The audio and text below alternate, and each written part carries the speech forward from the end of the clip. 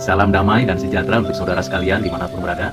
Saya akan menyampaikan satu ayat firman Tuhan yang dapat meneguhkan dan menguatkan iman saudara, dan tentunya juga meneguhkan dan menguatkan iman saya. Firman Tuhan tersebut ditulis oleh seorang yang bernama Lukas. Bukan rasul, tetapi seorang tabib yang atas kehendak Allah memberikan apa yang dinyatakan Tuhan melalui tulisan berdasarkan inspirasi. Di dalam tulisan, di dalam kitab Para Rasul pasal yang keempat ayat 12, Lukas menuliskan apa yang disampaikan oleh Rasul Petrus pada hari Pentakosta, di mana setiap orang dapat mendengar dan diarahkan. Demikian firman Tuhan yang dituliskan oleh Lukas. Kisah Para Rasul pasal 4 ayat 12.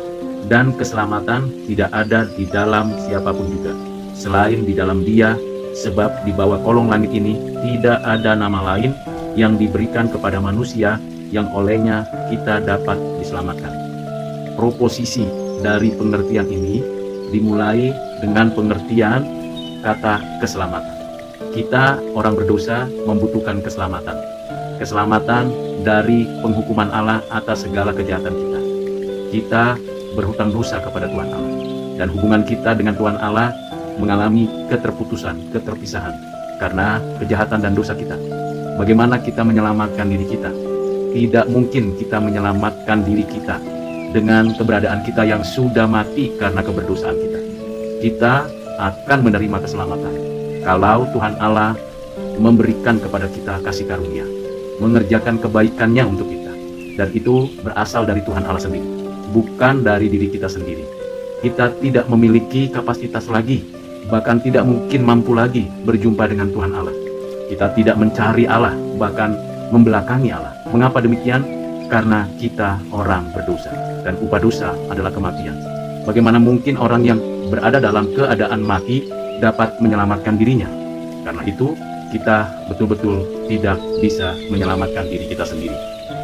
Saudara yang kekasih di dalam Kristus, Rasul Petrus memberikan kepada kita satu pengertian yang mendasar tentang keselamatan yang kita butuhkan, karena memang demikian adanya.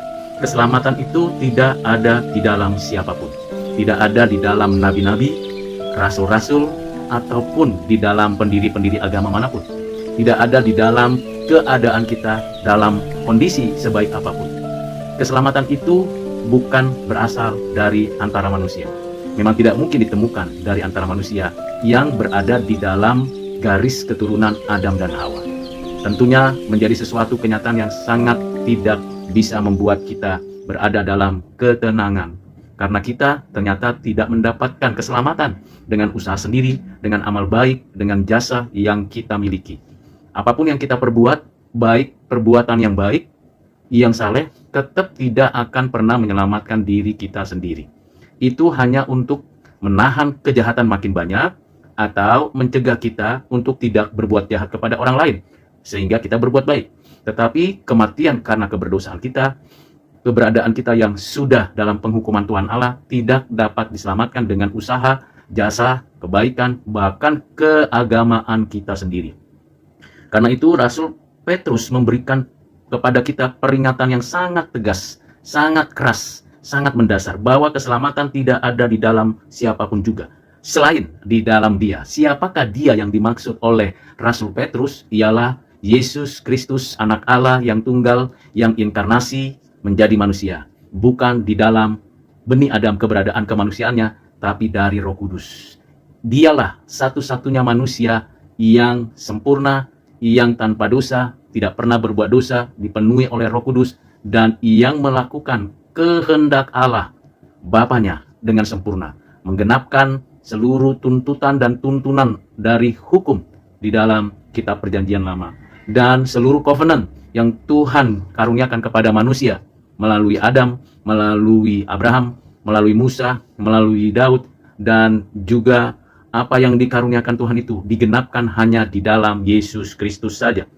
Karena apa? Karena Ia inkarnasi, hidup di dalam dunia bersama dengan manusia, ada bersama di dalam dunia ini, melakukan kehendak Allah Bapa dengan sempurna, namun dunia tidak mengenalnya, Ia mengalami penderitaan, dan akhirnya diadili tanpa ada kesalahan, tanpa ada bukti kejahatan apapun. Yesus Kristus tetap di dalam kehidupan yang kudus, yang suci, sampai akhirnya di atas kayu salib Ia menanggung segala kesalahan kita, dan Ia menyerahkan nyawanya, kematiannya karena Ia menyerahkan nyawanya, menjadi korban persembahan, menjadi korban pengganti kita, yang seharusnya kita yang dihukum Tuhan. Tetapi Dia di dalam kasih kebenaran, di dalam keadilan dan kesucian Allah, Ia menerima hukuman itu, menanggungnya dengan menyerahkan nyawanya, dan mati di atas kayu salib.